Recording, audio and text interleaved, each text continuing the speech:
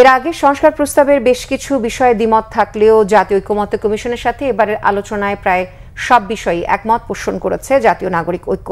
আর ঐক্যমত্য কমিশন জানিয়েছে, রাজনৈতিক দলগুলোর নিজস্ব আদর্শ থাকবে, কিন্তু জাতীয় স্বার্থে মৌলিক জায়গায় সবাই একমত হতে হবে।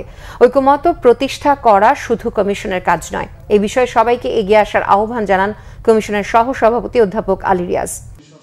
নির্বাচন কমিশন, সংবিধান ও বিচার বিভাগ সহ রাষ্ট্রের গুরুত্বপূর্ণ সব খাতে সংস্কারে রাজনৈতিক দলগুলোর মতামতের ভিত্তিতে গঠিত হবে জাতীয় সনদ। তারই ধারাবাহিকতায় রাজনৈতিক দলগুলোর সঙ্গে আলোচনা করছে জাতীয় ঐক্যমত্য কমিশন। বুধবার জাতীয় সংসদের এলডি হলে জাতীয় ঐক্যমত্য কমিশনের সাথে আলোচনায় বসে নাগরিক ঐক্য।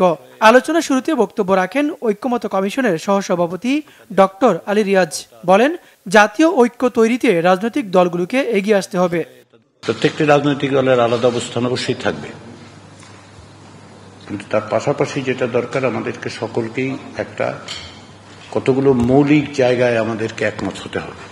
তার জন্য নিঃসন্দেহে রাজনৈতিক দলগুলোর থেকে আমরা আশা করছি যে প্রত্যেকেই কিছু কিছু ছাড় দেবেন, দিয়ে এক জায়গায় আসা যাবে।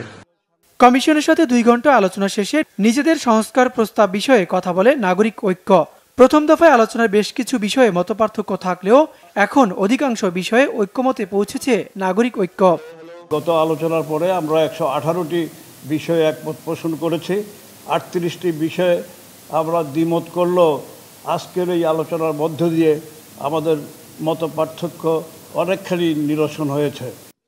এছাড়া দ্বিকক্ষ বিশিষ্ট পার্লামেন্টের বিষয়েও একমত তারা। তবে আনুপাতিক হারে সংসদ সদস্য নির্বাচনের বিষয়টি প্রত্যাখ্যান করেছে নাগরিক ঐক্য। ওবায়দুল্লাহ মামুন, বাংলা ভিশন, ঢাকা।